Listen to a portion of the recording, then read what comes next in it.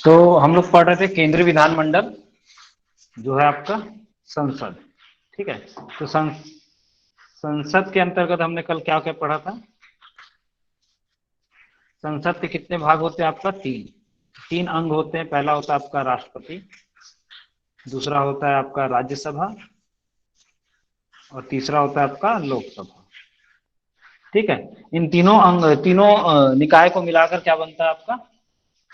संसद बनता है या पार्लियामेंट बनता है। तो जैसा आप स्क्रीन में देख रहे होगे, आज हम लोग राष्ट्रपति भवन के बारे में थोड़ी सी चर्चा कर लेते हैं, आपको बताना जरूरी था। ये आप देखते जाइए, राष्ट्रपति भवन या संसद भवन। तो नई दिल्ली स्थित हमारे संसद भवन का अतीत इतिहास के स्वर्णिम पृष्ठों में अंकित है। और इसका और ये कब बना था आपका? 1921 में बनाया था। ठीक है, ड्यूक ऑफ कनाट के द्वारा इसका भवन की नींव रखी गई थी और 6 साल लगे थे इसको बनने में। ठीक है, 6 साल लगे थे इसको बनने में। साथ ही साथ इसमें खर्चा आया था 83 लाख का। ठीक है, उस समय के हिसाब से। और 1927 में ये बनकर तैयार हुआ था। 18 जनवरी 1927 को इसका उद्घाटन हुआ था और इसका नाम था उस समय काउंसिल हाउस। ठीक है, अब ये जो आपका जो ये था, यहाँ पे क्या चीजें थी कि ये तत्कालिक वास्तुविद की उत्कृष्ट कला का जीता जागता नमूना था। यहाँ पे हर पत्थर जो यहाँ पे जितनी कलाकृति यहाँ पे दिखाई देती है आपको, वो आप बहुत ही अद्भुत है। यहाँ पे आपका देखिए क्या है, बिहार का काला पत्थर लगाया गया है। तो राजस्थान का मकराना का सफेद और रंगीन पत्थर लगा है। लकड़ी जो है वो आसाम से लगाई गई है और दक्षिण भारत से मंगाई गई है। ठीक है, तो ये 6 एकड़ भूमि में फैला हुआ ये भवन है। ठीक है, अब हम आगे आते हैं आपका आगे की चीजें जो कल हमने पढ़ लिया था। संसद का गठन हमने देख लिया कि संसद किससे बनेगी? राष्ट्रपति और दो सदनों से मिलकर जो होगा राज्यसभा और लोकसभा। फिर हमने देखा था कि 80 के तहत आपका है राज्यसभा की संरचना, जिसमें हमने देखा था 238 plus 12 is equal to 250 members होंगे टोटल। ठीक है, अब आज हम लोग देखेंगे आपका लोकसभा के बारे में। ठीक है, तो लोकसभा की संरचना के बारे में देखते हैं। ये बताता है आपका आर्टिकल 81 के तहत क्या कहता है। अनुच्छेद 331 के उपबंधों के अधीन रहते हुए सॉरी रहते हुए राज्यों में प्रादेशिक निर्वाचनों क्षेत्रों से प्रत्यक्ष निर्वाचन द्वारा चुने गए 530 से अधिक सदस्यों और संघ राज्य क्षेत्रों का प्रतिनिधित्व करने के लिए ऐसी रीति से जो संसद विधि द्वारा उपबंधित करे चुने हुए 20 से अधिक सदस्यों से मिलकर बनेगी। तो ये आपका बताया यहाँ पे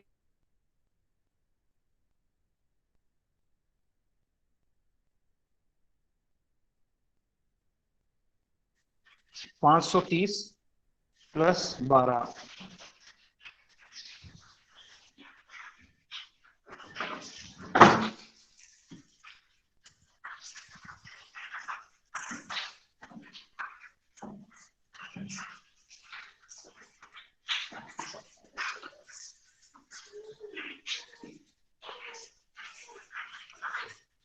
ठीक है, तो ये आपका 530 प्लस 12 से बनेगी कि राज्यों में प्रादेशिक निर्वाचन क्षेत्रों से प्रत्येक निर्वाचन द्वारा चुने गए 530 प्लस संघ राज्य क्षेत्रों के लिए जो भी रीति जो बनाई जाएगी संसद की विधि द्वारा, वो होगा आपका 20 से अधिक। सॉरी, यहाँ पे 20 होगा। ठीक है,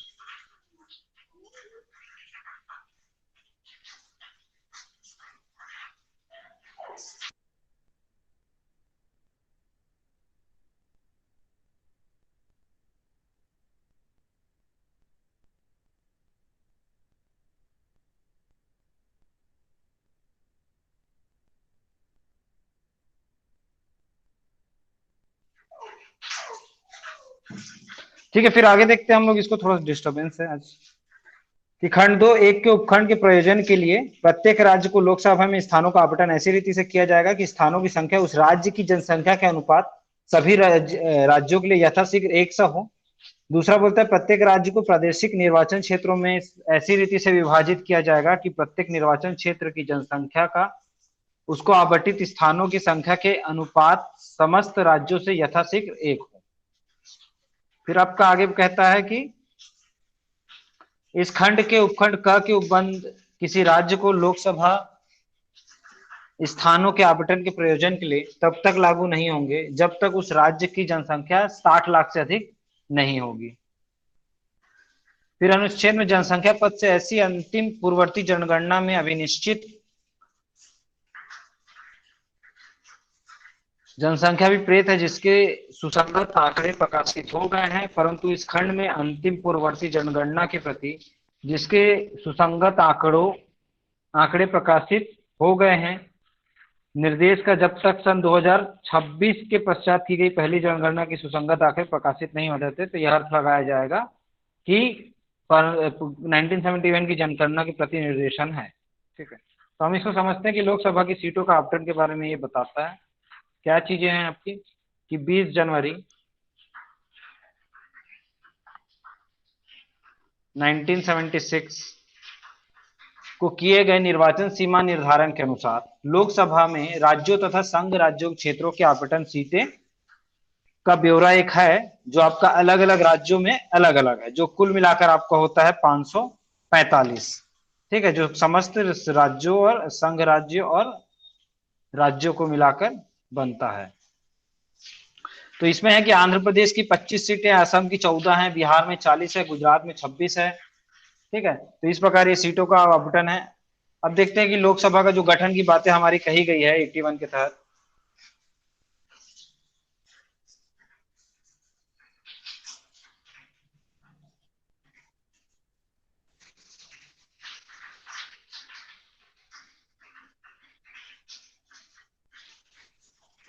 ठीक है, तो लोकसभा की संरचना अब देखिए, लोकसभा में जो होते हैं ना, जो भी निर्वाचित सदस्य होते हैं वो सीधा जनता के द्वारा सीधे निर्वाचन से पहुंचते हैं। ठीक है, और लोकसभा का गठन कितने सालों के लिए होता है आपका? 5 सालों के लिए किया जाता है, लेकिन विशेष परिस्थिति में ये पहले भी विघटित हो सकती है। ठीक है, और इसी के लिए इसको क्या माना जाता है? इसको कभी भी स्थायी सदन नहीं माना जाता, या इसको कहा जाता है आपका अस्थायी सदन के तौर पर इसकी गिनती की जाती है। अब इसमें आपको कुल जो संख्या है वो है आपकी कुल 552। ठीक है, अब इसमें राज्यों का जो प्रतिशत है जो हमने दिया है, राज्यों की जो कुल संख्या होगी वो 530 होगी, और संघ की जो होगी, संघ राज्य क्षेत्रों की, वो होगी आपकी 20, तो ये कुल हो जाता है आपका 550।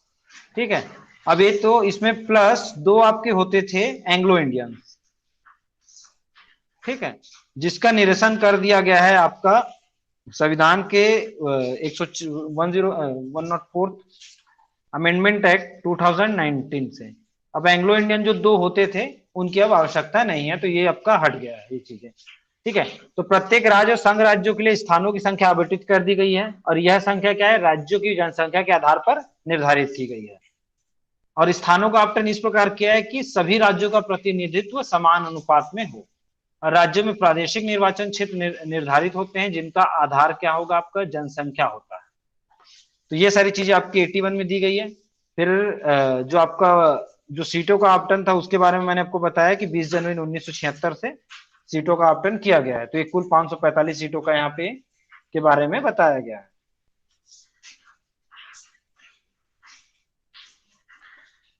और इसमें आपको और एक चीज याद रखनी है कि जो जम्मू एंड कश्मीर है, ठीक है, उसको पुनर्गठन अधिनियम 2019 के माध्यम से जम्मू कश्मीर को क्या है? राज्य का दर्जा समाप्त हो गया, और जम्मू और कश्मीर को क्या हुआ? केंद्र शासित प्रदेश या संघ राज्य क्षेत्र बना दिया गया। तो लोकसभा में जम्मू कश्मीर की जो है 5 सीटें हैं, और लद्दाख की है आपकी 1 सीट, तो कुल ये 6 सीट है। ठीक है, अब यहां पे बात करते हैं जनगणना का, कि जनगणना के आधार पे कैसे निर्वाचन क्षेत्रों का निर्धारण किया जाता है। ठीक है, तो जनगणना के अधिकार जो ये आपका आर्टिकल 81 में जो चीजें बताई गई है उसी के आगे देखते हैं कि लोकसभा में राज्यों के लिए स्थानों का आवंटन एवं राज्यों में निर्वाचित क्षेत्रों का निर्धारण जनसंख्या पर आधारित होता है। ठीक है, जनसंख्या का निश्चय किसके माध्यम से किया जाता है? जनगणना के आधार पे।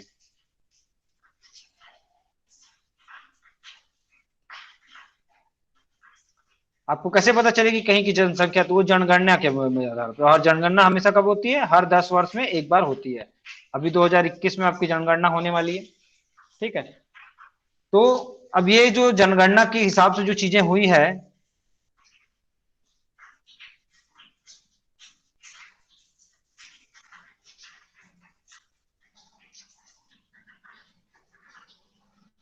तो उसके तहत क्या है कि सन 2000 के बाद प्रथम जनगणना,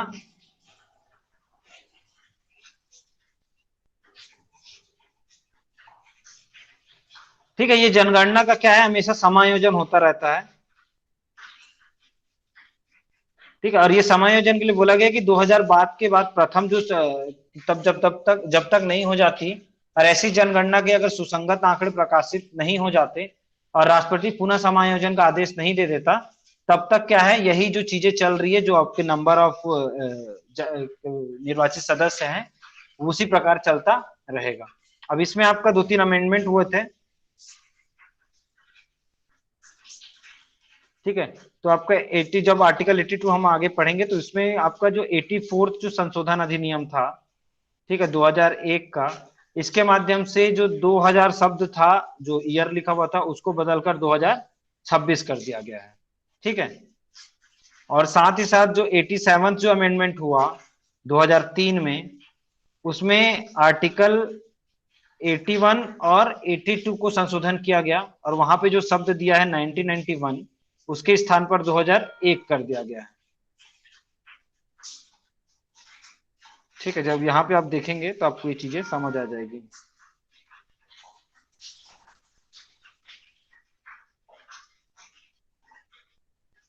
ठीक है, तो ये जो शब्द थे 2026 किया गया है किसको, यहाँ पे पहले पूर्व में शब्द था 2000, ठीक है। और यहाँ पे जो 2001 है ये पूर्व में था आपका 1991, ठीक है। तो ये शब्दों को बदला गया है संशोधन के माध्यम से।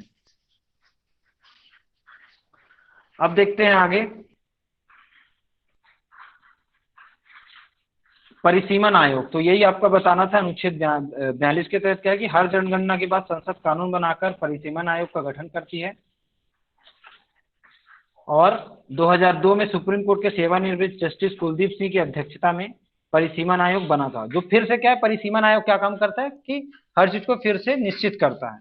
और इसके पहले 1952 में और 63 में और 73 में आयोग बना, लेकिन 73 में परिसीमन को रोक दिया गया था, जो 2001 में जनगणना होने तक ठप रहा। और मौजूदा आयोग ने चुनाव क्षेत्र को जो निर्धारण किया है 2026 में प्रस्तावित जनगणना तक यथावत बना रहेगा। तो जो लोकसभा की जितनी भी सीट है उसकी जो संख्या है वो इसी जनसंख्या के आधार पर बनी हुई है और आगे 2026 तक ऐसे ही रहेगी। अब आपकी चीजें जो है आगे 83 कहता है कि संसद के सदन की अवधि, तो आपको पता होगा कि संसद की सदन की अवधि कितनी है आपकी, तो दोनों के लिए अलग अलग है। हम देखते हैं, एक में राज्यसभा का विघटन नहीं होगा, अगर नहीं होगा मतलब क्या है, यह स्थायी सदन है, किंतु इसके सदस्य यथासंभव निकटतम 1/3 सदस्य संसद द्वारा विधि द्वारा इस निर्मित किए गए उपबंधों के अनुसार प्रत्येक द्वितीय वर्ष की समाप्ति पर यथाशीघ्र निवृत्त हो जाएंगे, ठीक है। तो यहाँ पे क्या है कि ये एक स्थायी सदन है, विघटन नहीं होगा इसका, लेकिन क्या है कि हमेशा इसके 1/3 मतलब 1/3 जितने सदस्य है वो क्या है, हर 2 साल के बाद क्या हो जाएंगे, निवृत्त से हो जाएंगे, ठीक। तो दूसरा, अभी लोकसभा का देखते हैं, आपकी राज्यसभा की बातें थी। अब लोकसभा कैसा है, ये पहले ही विघटित नहीं कर दी जाती, तो अपने प्रथम अधिवेशन की नियत तारीख से 5 वर्ष तक बनी रहेगी, ठीक है। तो जिस दिन इसका पहली बैठक हुई, फर्स्ट अधिवेशन हुआ, उस दिन से लेकर ये 5 साल तक के लिए होगा, ठीक है। और ये आपका कितने साल के लिए होगा, 6 साल तक के लिए होगा राज्यसभा। उसके बाद क्या है कि उक्त अवधि के समाप्ति का परिणाम लोकसभा का विघटन होगा। और जैसे ही क्या बोलते हैं, अगर ये 5 साल का जब पीरियड खत्म होता है तो लोकसभा का क्या होगा, विघटन हो जाएगा।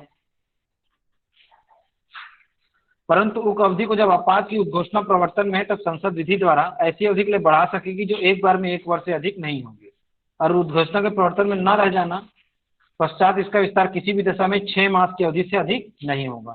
तो ये आपका चीजें, एक बस बदलाव है इसमें। क्या बदलाव है वो आपका, कि जो आपका अगर इमरजेंसी सिचुएशन है, ठीक है, तो ये जो 5 साल है किसका, लोकसभा का, ये बढ़ सकता है 1 वर्ष के लिए, लेकिन ये क्या है, 6 मंथ से ज्यादा नहीं होगा।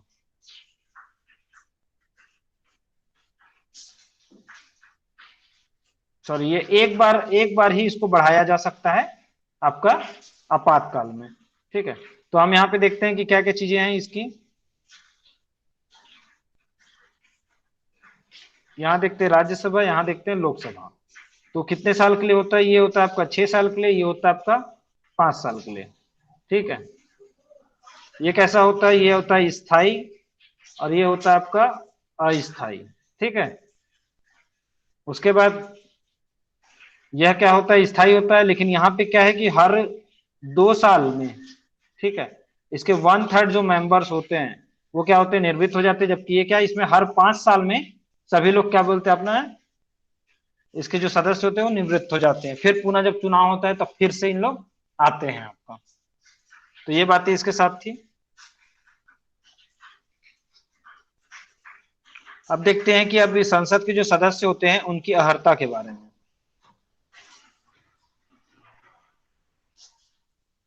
ठीक है, तो आपकी 84 कहता है संसद के सदस्यों की अहर्ता के बारे में कि कोई व्यक्ति संसद के किसी स्थान को भरने के लिए चुने जाने के लिए अहर्तित तभी होगा।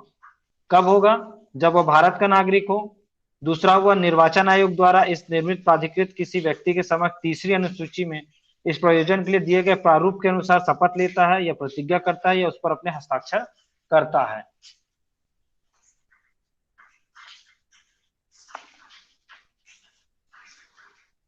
फिर आपके आगे की चीजें हैं कि वह राज्यसभा के स्थान के लिए कम से कम 30 वर्ष की आयु का और लोकसभा के लिए कम से कम 25 वर्ष की आयु का। इसके पास अन्य अर्हता जो संसद बनाई गई विधि द्वारा या उसके अधीन इस निर्मित विहित किया जाएगा।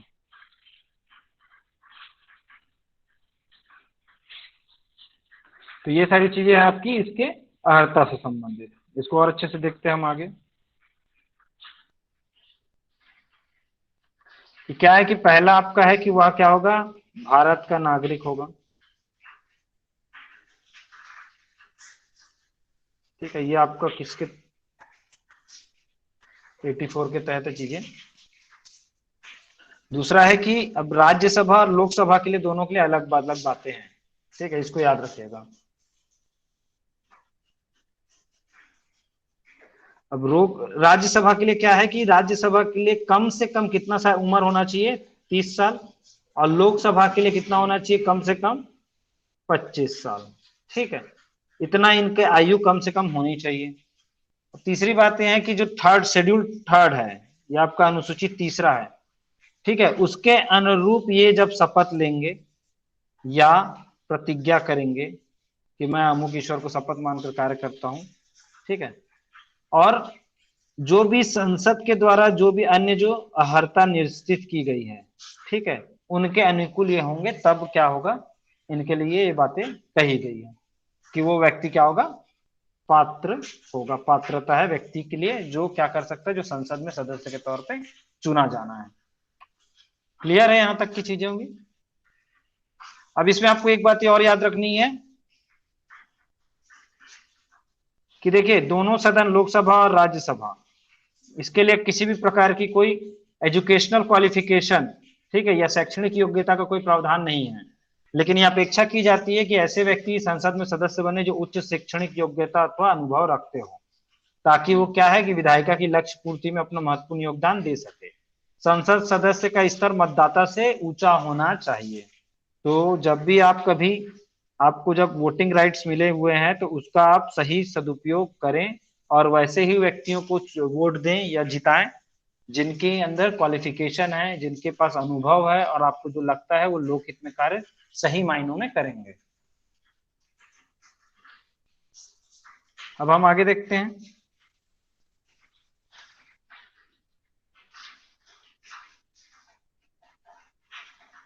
85 संसद के सत्र, सत्रावसान और विघटन। तो संसद के सत्र मतलब जो बैठक होगी उसके संबंध में बातें बताई गई है, ये सेशन के बारे में। फिर इसके सत्रावासन मतलब उस सत्र को खत्म करने के बारे में, और उसको विघटित जो सदन है उसको विघटित करने के बारे में। तो यह सारा काम कौन करता है? आपका राष्ट्रपति करता है। क्या है इसमें तहत? राष्ट्रपति क्या है? समय समय पर संसद के प्रत्येक सदन को ऐसे समय और स्थान पर जैसा वो ठीक समझे अधिवेशन के लिए आहूत करेगा, अर्थात क्या है? बुलाएगा। किंतु उसके एक सत्र की अंतिम बैठक और आगामी सत्र की प्रथम बैठक नियत तारीख के बीच 6 मास का अंतर नहीं होगा। मतलब जो दो डेट है, मान लीजिए ये जो भी है, तो उसके बीच में क्या है, 6 महीने तक का गैप नहीं होना चाहिए, 6 महीने से कम का गैप चल जाएगा। दूसरा है कि राष्ट्रपति समय समय पर सदनों को या किसी सदन का सत्रावसान कर सकेगा, लोकसभा का विघटन कर सकेगा। ठीक है, तो अब इसमें क्या क्या चीजें आपकी है कि समय समय पर संसद का क्या है, वो अधिवेशन के लिए बुलाता है, संसद के सदनों का या किसी एक सदन का, मतलब वो चाहे तो लोकसभा चाहे तो वो राज्यसभा, दोनों को एक साथ बुला सकता है। ठीक है, या चाहे तो वो सिर्फ राज्यसभा को बुला सकता है, उसका सत्र आयोजित कर सकता है, उसका सत्रावसान कर सकता है, मतलब सत्र को वहां पर से खत्म कर सकता है, और क्या है उस, जैसे लोकसभा है तो उसका विघटन कर सकता है। याद रखिएगा हमेशा लोकसभा का ही विघटन होता है, राज्यसभा का विघटन कभी नहीं हो सकता, क्योंकि वो स्थायी सदन है। और संसद के अधिवेशन का समय और स्थान भी राष्ट्रपति द्वारा ही निर्धारित किया जाता है। ठीक है, फिर संसद का अधिवेशन वर्ष में 2 बार बुला जाना आवश्यक है, तो जो भी ये जो होगा ये सत्र, ये कितना है साल में, एक साल में कितनी बार है, 2 बार मिनिमम होगा। ठीक है,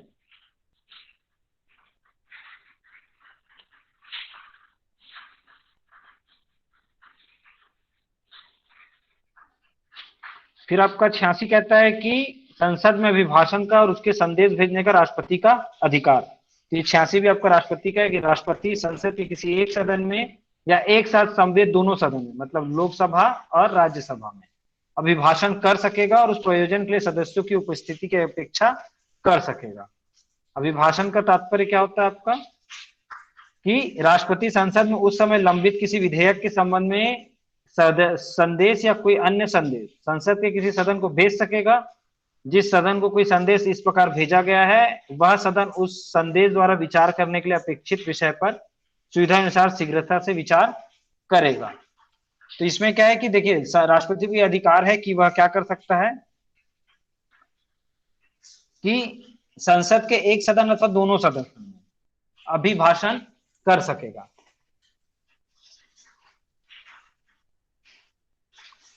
ठीक है, तो क्या है अभिभाषण, अर्थात कि वो एड्रेस करेगा या उसको कोई मैसेज भेजना है या कोई संदेश देना है किसी विधेयक से संबंधित या किसी अन्य चीजों से संबंधित, तो वह इन चीजों को क्या कर सकता है, बता सकता है वहां पे।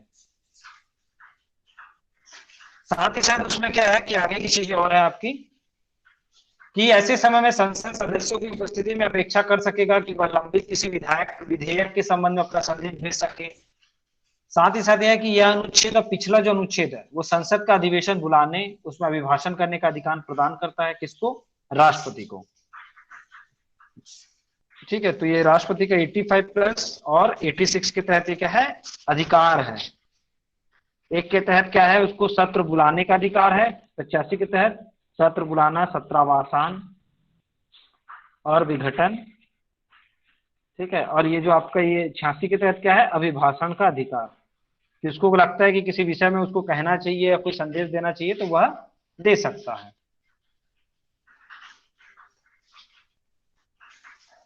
ठीक है, और यह किसी भी सदस्य को ना तो ऐसे सत्रों में भाग लेने की विवश करता है, ना पे उन पे कोई कर्तव्य अधोरोपित करता है।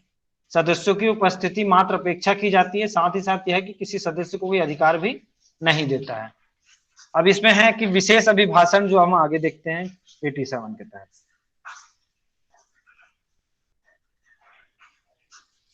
कि राष्ट्रपति का विशेष अभिभाषण, कि राष्ट्रपति क्या है, लोकसभा के प्रत्येक साधारण निर्वाचन के पश्चात प्रथम सत्र के आरंभ में और प्रत्येक वर्ष के प्रथम सत्र के आरंभ में एक साथ समवेत संसद के दोनों सदनों में अभिभाषण करेगा और सदन को इसके आह्वान के कारण बताएगा। प्रत्येक सदन की प्रक्रिया का विनियम करने वाले नियमों द्वारा ऐसे अभिभाषण में निर्दिष्ट विषय की चर्चा के समय नियत करने के लिए उपबद्ध किया जाएगा। तो ये क्या है कि देखिए विशेष अभिभाषण क्या है कि इंग्लैंड की बात ही भारत में भी एक प्रकार की परंपरा का निर्वहन किया गया है कि वहां क्या है कि राष्ट्रपति जो है वो कई अवसर पर सभी को क्या है संबोधित करता है। जैसे लोकसभा का जब साधारण निर्वाचन के पश्चात जब वो पहली बार बैठती है, तो राष्ट्रपति होने के नाते और संसद का मुख्य अंग होने के नाते वह क्या है, उस सत्र को प्रारंभ करने के लिए वहां अभिभाषण देता है, एड्रेसिंग करता है। तो वो क्या कब कब करता है कि लोकसभा के प्रत्येक साधारण निर्वाचन के पश्चात प्रथम सत्र के आरंभ में एवं प्रत्येक वर्ष के प्रथम सत्र के आरंभ में। ठीक है।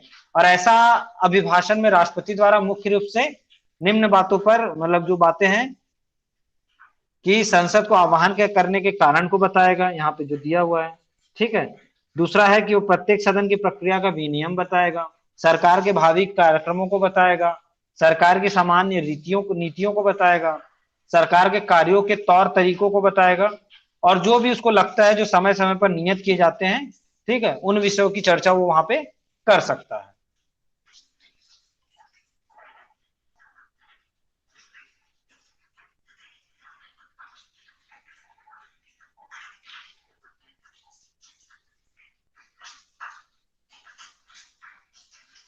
अब देखते हैं हम लोग धारा अनुच्छेद 88, सदनों के बारे में मंत्री और महान्यायवादी के अधिकार।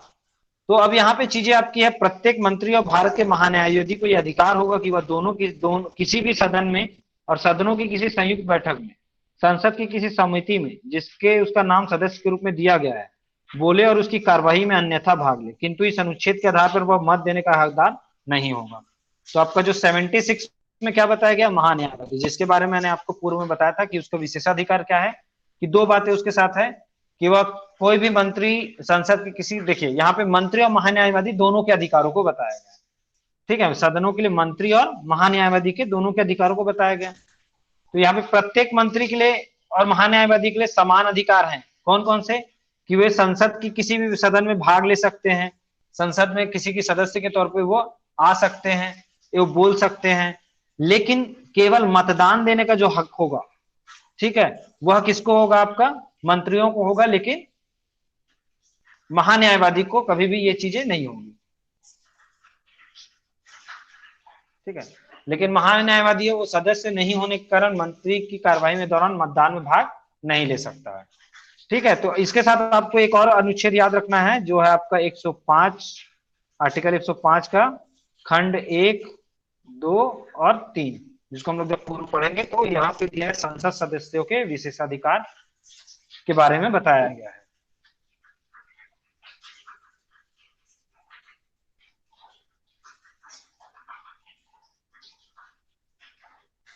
ठीक है, अब देखिए यहाँ पे है अनुच्छेद 89 के तहत राज्यसभा का सभापति और उपसभापति के बारे में, ठीक है। अभी तक हम लोग देख रहे थे लोकसभा के बारे में, तब राज्यसभा के में देखते हैं।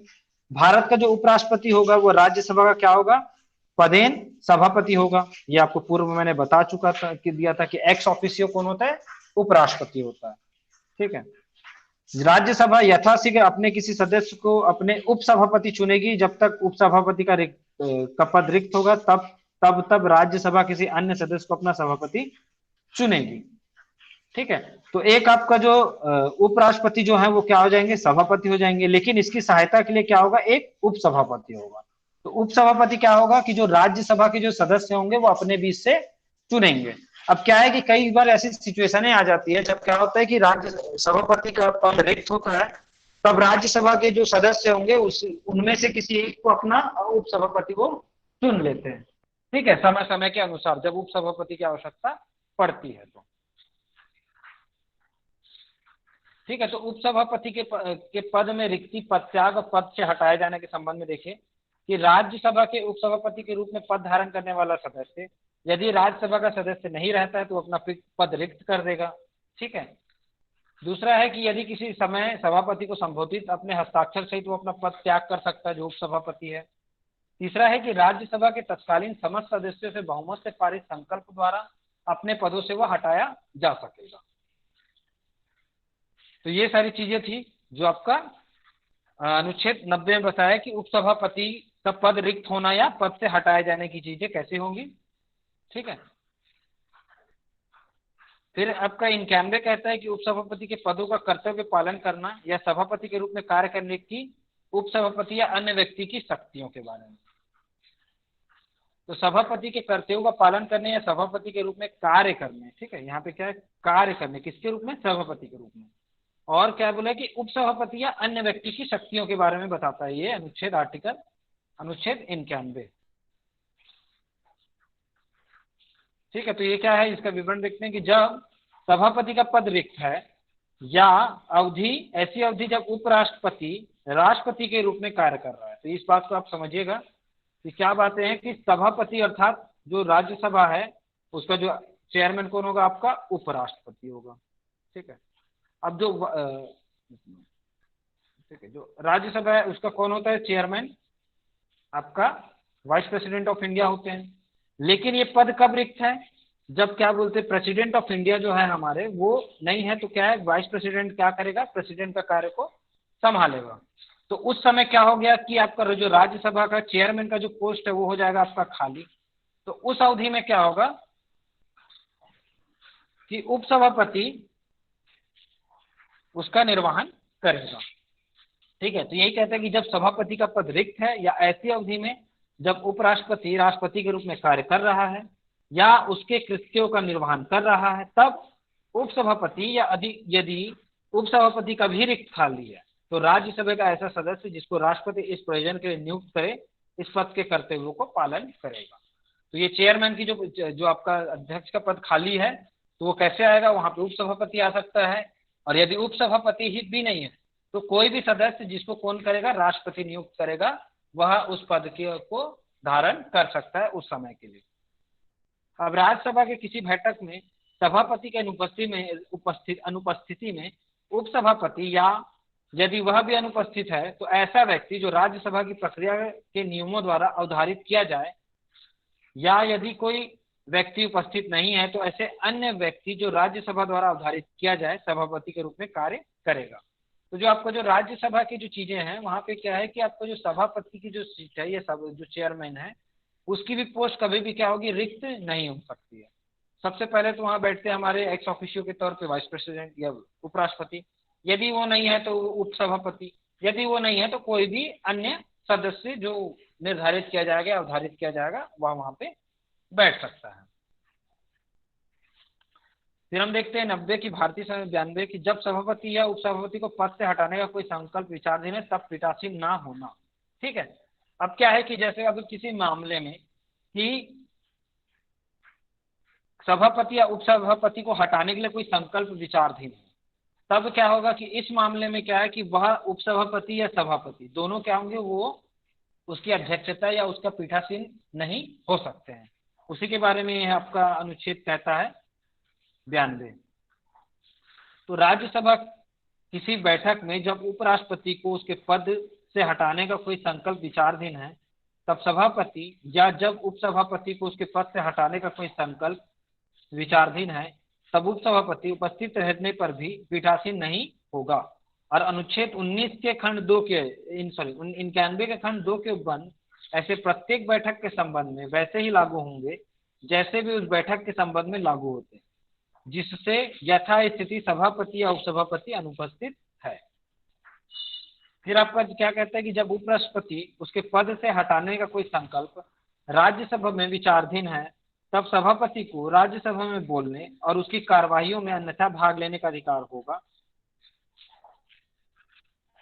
किंतु वो अनुच्छेद 100 में किसी बात के होते हुए भी ऐसे संकल्पों पर या ऐसी कार्यवाही के दौरान किसी अन्य विषय पर मत देने का बिल्कुल हकदार नहीं होगा। ठीक है। तो ये बताता है कि राज्यसभा की बैठक में जब उस राष्ट्रपति को उसके पद से हटाने का कोई संकल्प विचाराधीन है, ठीक है, कि जब बैठक में क्या है कि उपराष्ट्रपति को उसके पद से हटाने की बात चल रही है तब सभापति या उपसभापति को भी उसके पद से हटाने का कोई संकल्प विचाराधीन हो, ठीक है, तब उपसभापति उपस्थित रहने पर भी वो पीठासीन नहीं होगा। और 91 के खंड 2 के उपबंध ऐसे प्रत्येक बैठक के संबंध में ये संबंध में ये उपबंध लागू होगा। ठीक है। और ऐसी जो चीजें हैं ये सभापति और उपसभापति अनुपस्थित है। ठीक है।